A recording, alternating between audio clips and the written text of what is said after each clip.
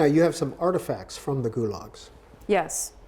So we have different artifacts here. If you come over and see on this side, we have, these are our newest artifacts from Lithuania that give you a sense of how each person is broken down so that they're not even viewed as a person, right?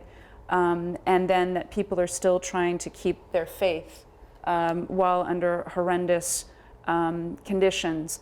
There are amazing stories of that, not only from the Lithuanian experience, but throughout the camp system. This rifle was actually used to fight the Soviets by the Finns when during the Winter War, when the Soviets were hoping to pick up Finland.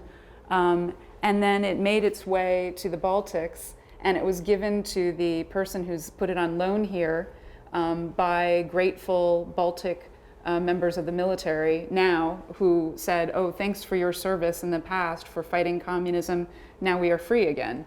But on the other side here, there are also more artifacts that give a sense of the personal and how hard this was for people.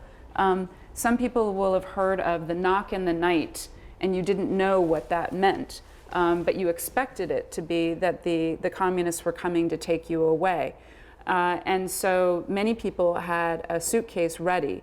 And so this was part of our sense, was trying to show that you don't get to take much when you're being either deported or sent to the gulag, or both at the same time.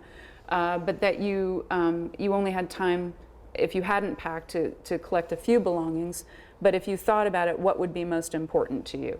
And one of our efforts here was also to show that children were among the victims of communism, because many people think, okay, they were just imprisoning, taking away, and putting in the camps some people that didn't agree with them, and maybe some criminals, that kind of mix. But everybody was affected by this, including the youngest, including women, and they were imprisoned, sent to the gulag, deported. And deportation is not a pleasant thing. You're dumped somewhere, and you're taken away from your home or your home country. This is another visual on artifacts. Now, this is something that is not from the actual gulag. This is a reconstruction. But we wanted visitors to the museum to understand how little food people were given, and that this was not for sustaining life. And that then you also had to work often 14 or more hours a day at the most, I don't know, the hardest manual labor you can think of, and then multiply it. And that this is the kind of bread that they would get, and it's not even, there's filler in it, it's not warm and yummy from the oven. And this, and a cup of hot water, and maybe the watery soup at the end of the day if you were lucky.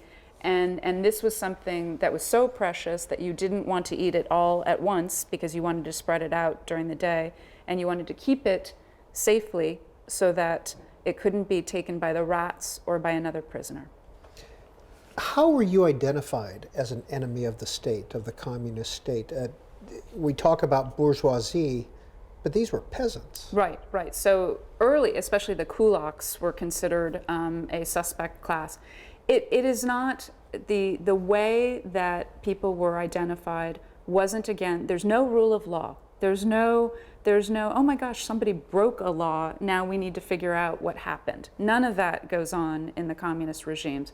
And so instead what is happening is the communists, Moscow, the Kremlin, they're looking at people who could be problematic, or who weren't, in line enough, or the whole part of this ism of totalitarianism is to sow fear and confusion and even paranoia and all sorts of horrible things, so that you get everybody to obey. You want everybody to obey, whether they're at the top or at the bottom. And so it doesn't matter what charge is levied against the person. It's just so then either that person who's able to be dispensed with will do what will be an example, so other people will do what you want them to, or that person himself or herself might go ahead and say, yes, I'll sign it, I will do whatever you want, let me live, or they become somebody who died and was considered an enemy of the state.